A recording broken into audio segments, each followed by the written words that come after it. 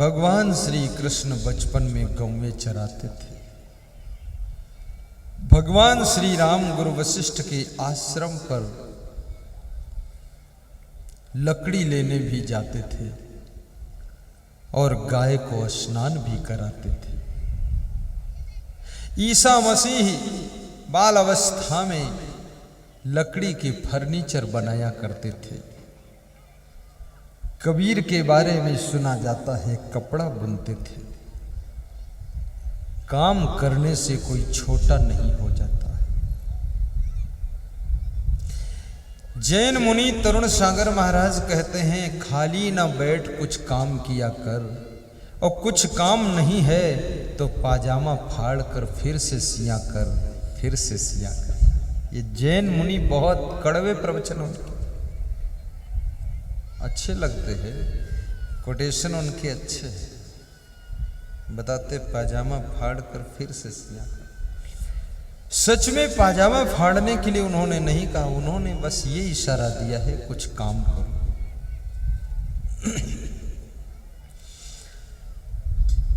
तो शांति पाने के लिए शरीर को स्वस्थ भी रखना चाहिए, और बीमारियां शरीर में आने लग जाए तो सबसे पहले आयुर्वेदिक दवाइयों का प्रयोग करना चाहिए। और श्री च्यवन कंपनी की आयुर्वेदिक दवाएं शुद्ध, पवित्र और पावरफुल दवाएं, उनका प्रयोग कीजिए। और भाइयों बहनों, थोड़ा परहेज भी कीजिए।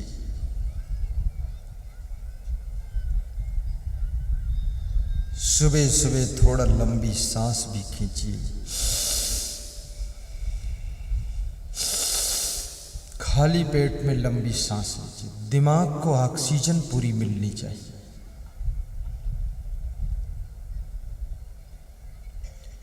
जिसके दिमाग को ऑक्सीजन नहीं मिलती उसकी बुद्धि कमजोर हो जाती है,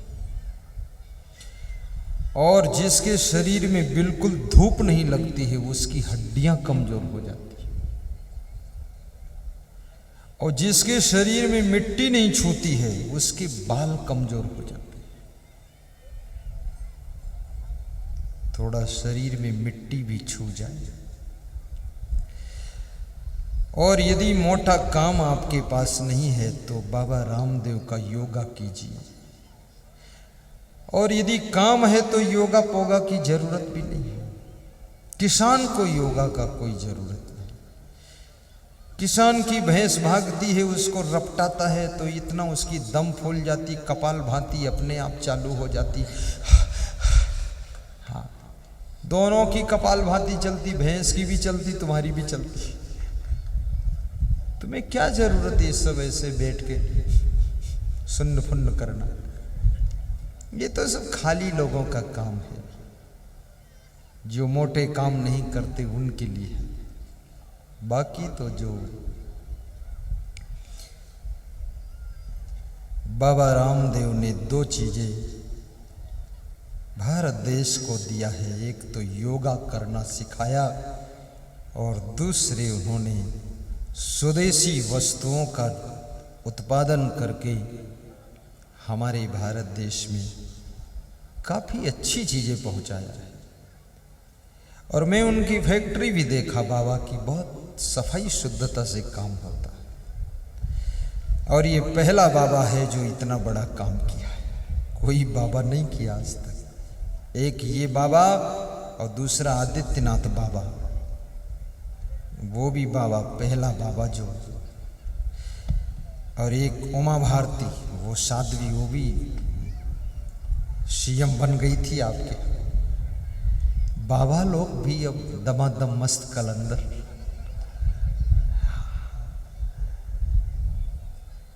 मुझे लगता है कि आने वाला भविष्य कुछ अलग ही होगा, क्योंकि बाबा लोग भजन भक्ति के साथ साथ में देश की चिंता में लग गए, ऐसा लग रहा है।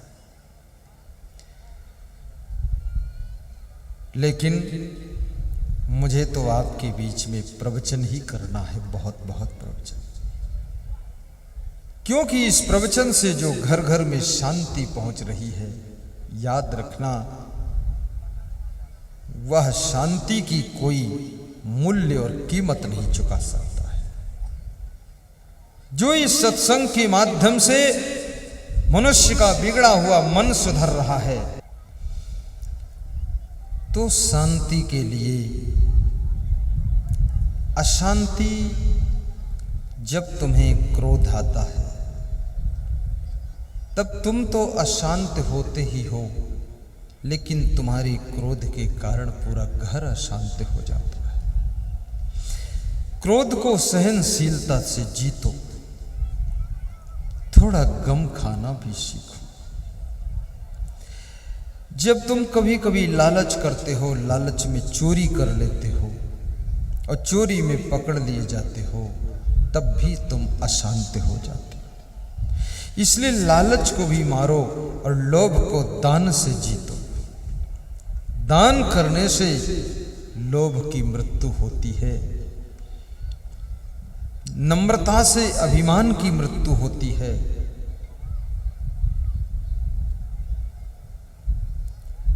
और सहनशीलता से क्रोध की आग बुझ जाती है। विष्णु भगवान के सीने में भृगु जी ने लात मारा, विष्णु भगवान ने सह लिया। जिन्होंने सह लिया वे भगवान कहलाए, जिन्होंने लात मार दिया दुनिया में उनकी आज भी निंदा होती है।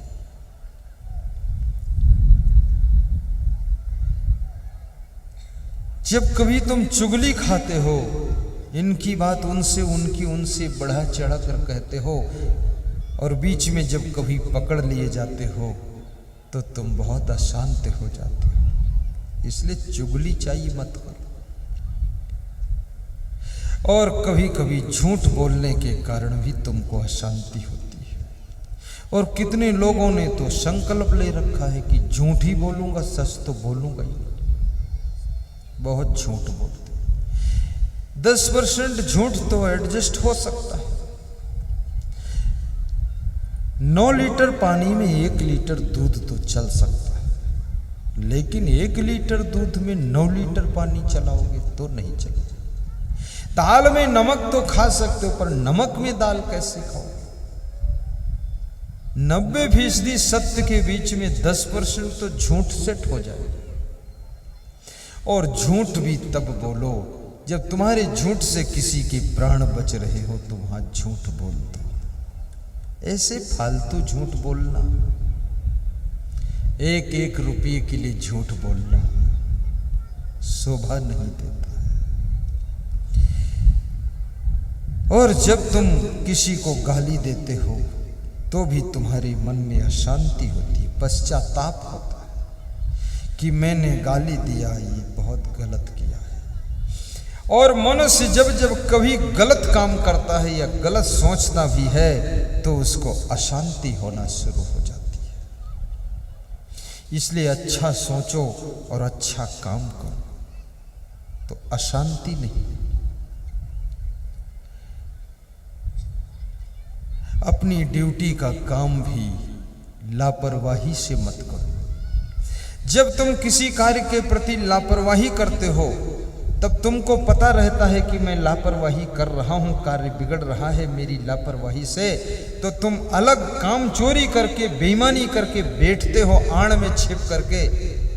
लेकिन तुम्हारी अंतरात्मा में संकोच रहता है और असमंजस रहता है कि मैं बीमार नहीं हूं, लेकिन झूठ मूठ बहाना कर लिया हूं बीमारी का, काम नहीं करना चाहता हूं, काम चोर हूं, 100 में 90 काम चोर, और फिर भी भारत विकास की ओर। हमारे देश में कामचोर भी बहुत भरा हुआ है। उससे तुम्हारे मन में संकोच का दुख होगा, अशांति पैदा होगी। कभी रात में अचानक पानी बरसने लगे और तुमको पता चल गया है, उठ करके टार्च ले करके सामान को छत पर चेक कर लेना, घर द्वार में चेक कर लेना, कोई रजाई गद्दा बोरा कुछ गेहूं भीग न जाए। तुम जानते हो कि सब सामान बाहर पड़ा है और पानी बरसने की आवाज भी सुन रहे हो और कमरे में बेईमानी करके बंद किए लेटे हो। तुमको शांति स्वप्न में नहीं मिलेगी क्योंकि तुम बेईमानी कर रहे हो। निकलो बाहर, दरवाजा खोलकर सामान को ठीक करो, ईमानदारी से काम कीजिए, फटाक से निकल जाना चाहिए। मैं कभी कभी नेपाल आश्रम पर रहता हूँ 2-4-10 दिन के लिए, तो वहाँ आंधी तूफान बहुत आता है, पूरा पेड़ों को ऐंठ कर मिरोर के रख देता है। बहुत खतरनाक आंधी तूफान, रोज वही बवाल चलता है। रात में कभी आ गया तो मैं फट से निकलता हूँ। हमारे साधु भी अलर्ट रहते हुए हमसे पहले उठ जाते, और जब पानी आता है तो बरामदे में झोंक देता है, तो उसमें गद्दा रजाई सब रखा रहता, भीग जाता है। तो हम लोग फट से उठ करके उसमें वो प्लास्टिक की यूरिया की बोरियों की पल्ली को बांधते हैं और बांध करके फिर सब लोग बाद को आंधी बंद होने के बाद सो जाते हैं। और मैं गुरु जी के कमरे में भी चला जाता हूँ, पूछता हूँ गुरु जी कुछ और आदेश हो तो बताइए। बोले नहीं नहीं कोई बात नहीं। मैंने कहा मैं सब चेक कर लिया, और 4-6 संत सब चेक कर लेते। बेईमानी करके अंदर लेटा रहूं तो मेरी आत्मा में ये बात होगी कि मैंने गलत किया है, मुझको उठना चाहिए था। ऐसे चालाक आदमी को शांति कभी नहीं मिलेगी। इसलिए याद रखना, निर्मल मन से काम कीजिए, आपकी शांति आपके साथ छाया की तरह चलेगी।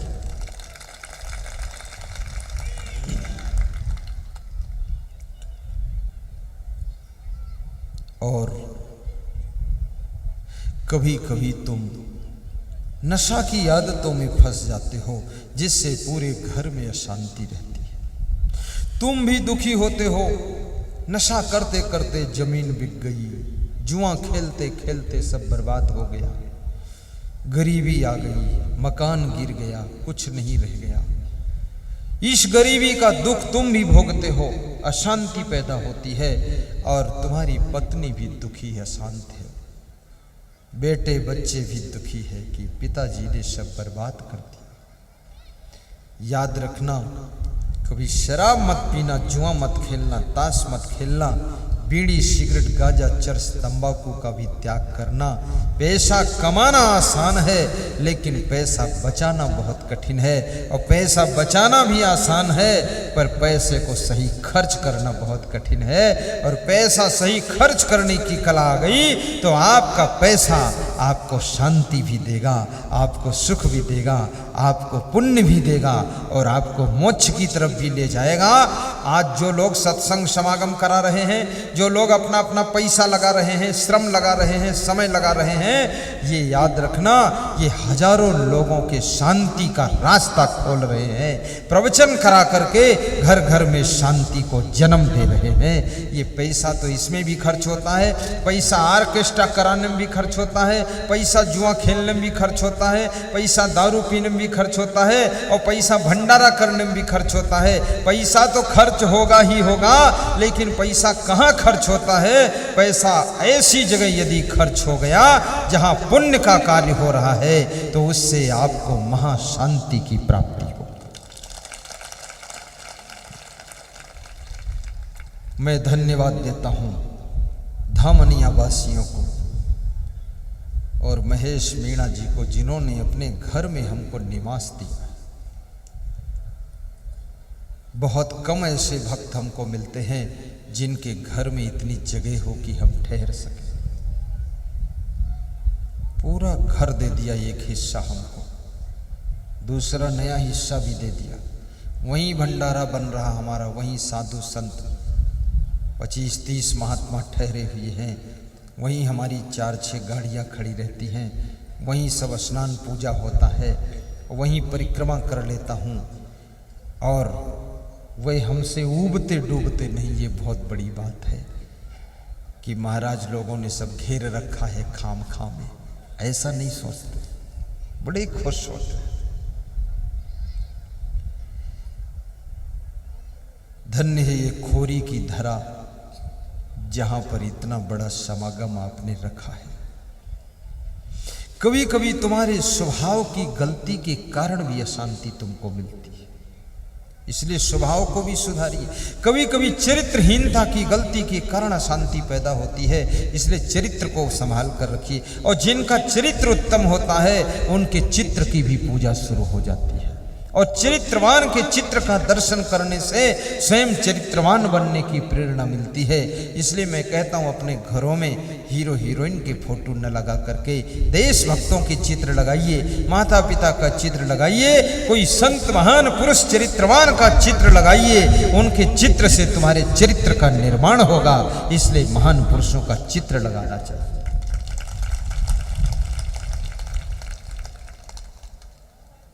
कभी कभी तुम्हारे कर्मों की गलती से भी अशांति पैदा होती है, संभल कर कर्म कीजिए। और कभी कभी तुम्हारी आदतों के कारण भी दुख आता है, और कभी कभी तुम्हारे आलस्य के कारण घर में अशांति पैदा होती है, इसलिए आलसी मत बनो, अलर्ट रहना चाहिए। और कभी कभी फिजूल खर्ची के कारण भी घर में अशांति पैदा होती है, फिजूल खर्ची भी मत कीजिए। दान देना हो तो दिल खोल कर दीजिए, लेकिन फिजूल खर्ची मत कीजिए।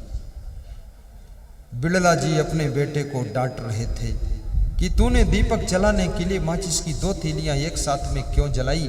एक तीली से दीपक जल सकता था, 2 जलाने की क्या जरूरत? उसी समय 6 संत महात्मा आए मंदिर निर्माण के लिए, दान लेने के लिए, चंदा लेने के लिए। संतों ने देखा कि अपने बेटे को माचिस की 1 तीली अधिक जलाने के कारण बिड़ला जी डांट रहे हैं, तो ये आदमी से दानवान तो मिलने वाला नहीं है। संत उठ करके चलने लगे। बिड़ला जी ने कहा बैठो, क्या बात है, दूध तो पी लो फिर चले जाओ, कैसे आना हुआ? संतों ने कहा कोई बात नहीं।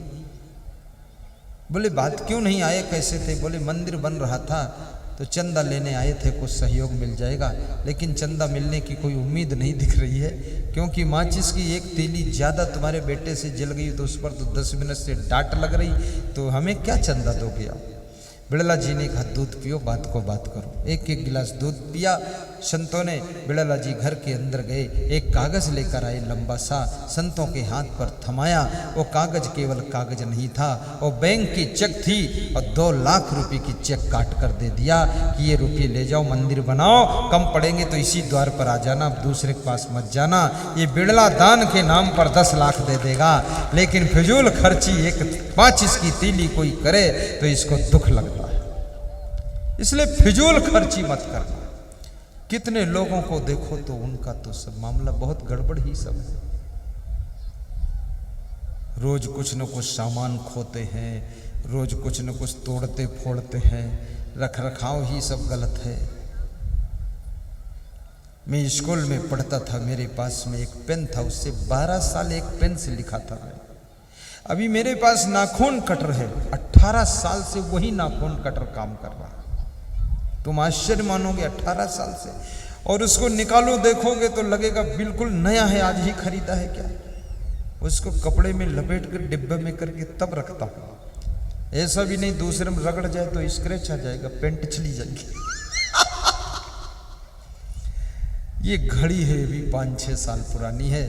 इसको स्टील के डिब्बे में रख करके उसके नीचे कपड़ा बिछाता हूँ, फिर इसके ऊपर कपड़ा उठाता हूँ ताकि ढकना में भी न रगड़ जाए। इतना केयर करना चाहिए आदमी को, ताकि ये घड़ी बहुत जल्दी खरीदना न पड़े। इसमें जो 200 रुपये लगेंगे वो 200 रुपये हमारे भक्त के किसी और सेवा में लग जाएंगे। एक कुर्सी ले आएगा, कोई मेहमान बैठेगा तो हमारे भक्त का भी फिजूल खर्ची नहीं होना चाहिए। ये सोच करके सामान को इस तरह यूज करता हूँ। आपके सामने इसलिए उदाहरण दिया हूँ कि सामान को बिगाड़ा ना करो, फिजूल खर्च न किया करो, इधर उधर फेंका ना करो, संभाल कर रख लिया करो। छोटी छोटी बचत से ही बड़े काम हो सकते हैं। और याद रखना, अनावश्यक सामान खरीदा भी ना करो। 5 साड़ी काफी है, 50 साड़ी की जरूरत नहीं। कितनी लेडीज तो अपनी सहेलियों में बात करती है, कहती है मेरे पास 50 साड़ी है, तो दूसरी सहेली बोलती मेरे पास तो 70 साड़ी है, तो तीसरी बोलती मेरे पास तो 5 ही है, तो चौथी बोलती है अरे मेरे पास तो 2 ही है, क्या करूं। तो और एक खड़ी थी, वो बोलती है, अरे छोड़ो साड़ी पाड़ी की बात, क्या करना है, 5 हो जाए 7 हो जाए काफी है, ये 50-50 साड़ी कोई दुकान खोलना है क्या? मत करो ये सब बकवास में मत पड़ो। साड़ी सस्ती हो, साड़ी संख्या कम हो, लेकिन आपकी गाड़ी अच्छी होनी चाहिए। और बहुत से लोगों ने मेरी प्रेरणा से मकान भी अच्छे बनाए और गाड़ी भी लाए। और मैं निवेदन करूंगा, आपकी उन्नति हो, आपका विकास हो, पूरे घर के लोग संतोष पूर्वक रहो। आत्मा अजर अमर अविनाशी है, शरीर नाशवान है, लेकिन जब तक तुमको जीना है तब तक प्रेम से और आनंद से जियो, सुख से जियो, इस बात का ख्याल रखना चाहिए। कभी कभी मनुष्य गंदगी के कारण भी अशांत होता है, गंदगी मत रखिए, सफाई कीजिए।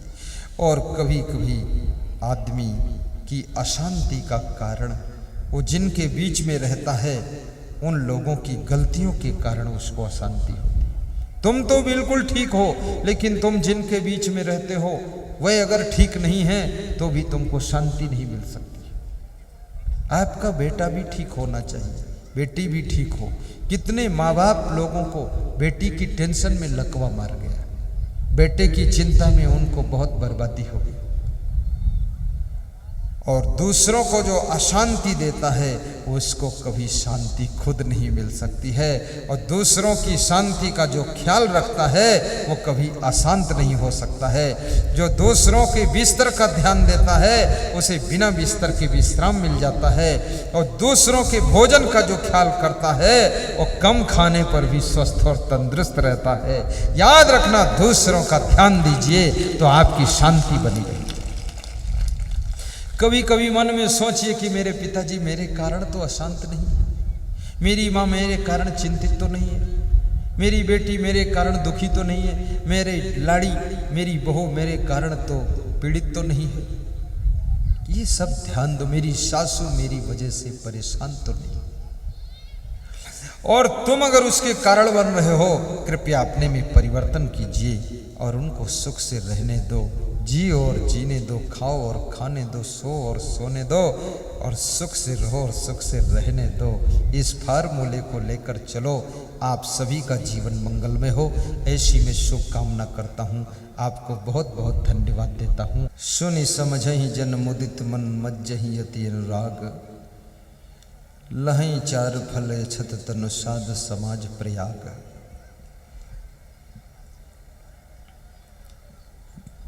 मुदित मन से सत्संग सुनना चाहिए, प्रसन्न मन से उसे समझना चाहिए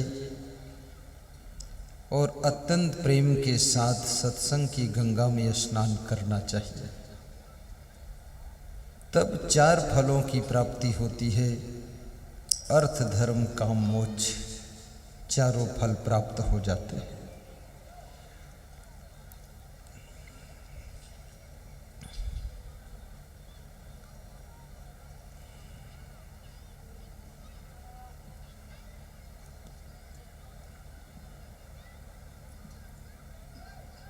जन्म लेने के पश्चात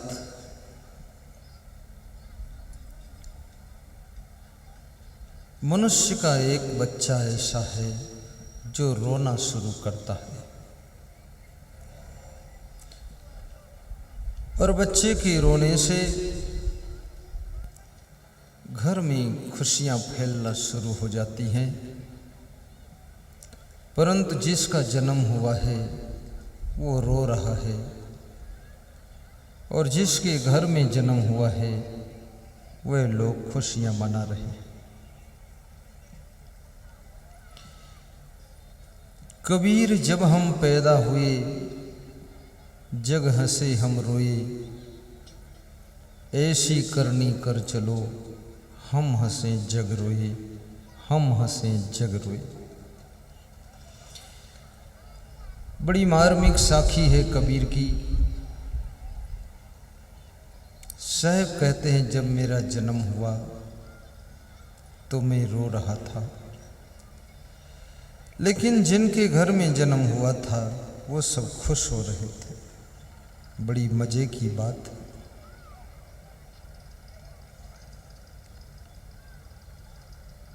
तो रोते रोते जन्म हुआ है। आपकी जिंदगी की शुरुआत रोने से हुई है। और जिसके जीवन का श्री गणेश रोने से हो, फिर वो जिंदगी भर रोता रहता है।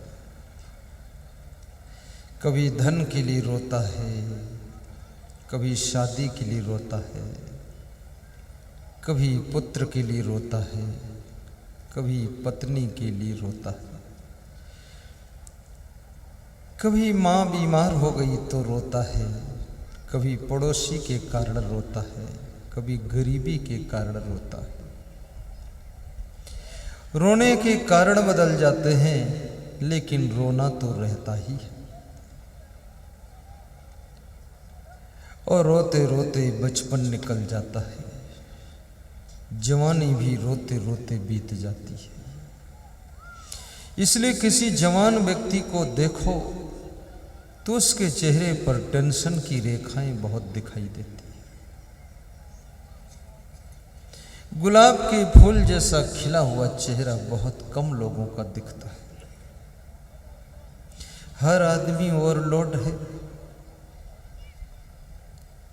हर व्यक्ति के दिमाग में बहुत कुछ विचार आ रहे हैं।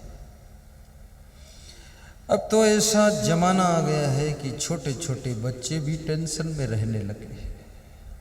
सब एडवांस टेंशन कर रहे हैं।